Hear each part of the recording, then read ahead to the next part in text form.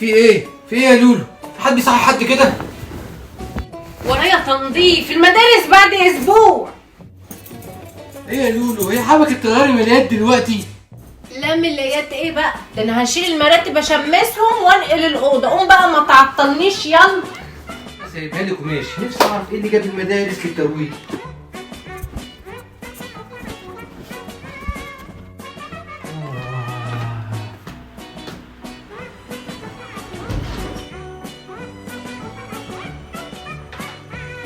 يا لولو الشقة اتسرقت. اتسرقت؟ كده البيت راح فين يا لولو؟ والنيش كان بيتسرق وانا لحقته. يا شيخ خضتني.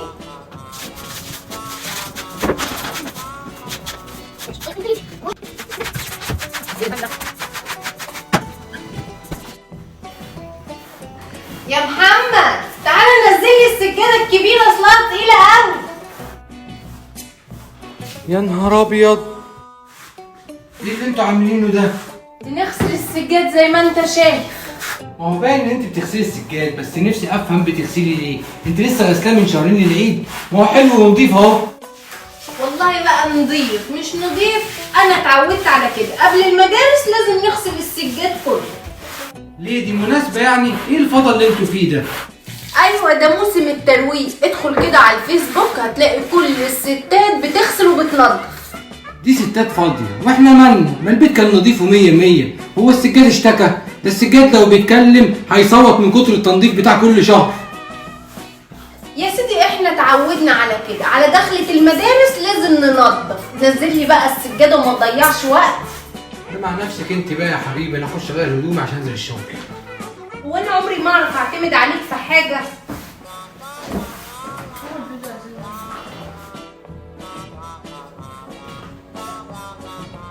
ممكن اسألك سؤال يا لولو؟ اسأل. هو تنظيف النيش اللي انت تعمل في نفسك فيه ده ماله ومال الدراسة؟ والله انتوا الستات عليكوا حاجات غريبة. والله احنا ما بناخد منكم غير الكلام يا اخويا. روح شوف انت رايح فين. هروح والله، بس الاول اعرف الليلة دي هتتلم امتى؟ مش اقل من اسبوع كده ان شاء الله يكون السجاد نشف والمراتب اتشمست وغسلنا الحيطان. غسلنا الحيطان؟ كل ده عشان المدرسة؟ انا قررت يا لولو ان انا اقعد العيال من المدرسة عشان اخلص من الحوارات بتاعتك دي. طيب احنا كل مناسبة بنعمل كده. هتلغي المناسبات؟ انت هتعملي كل ده في كل مناسبة؟ ده لسه مولد النبي جاي، ولسه رأس السنة، ورمضان بعد شهرين، والعيد الكبير والعيد الصغير. هنقعد في القلبان ده كده طول السنة؟ والله النظافة من الإيمان. مش عاجبك هات لنا خدامة تخدمه. برافو عليا يا لولو. انا هروح اقعد عند امي اسبوع لغايه لما تخلصوا الكركبه دي. بالسلامة. والله يا اخويا تبقى ريحت. على الأقل أبيض الشقة واخدها وش نظافة.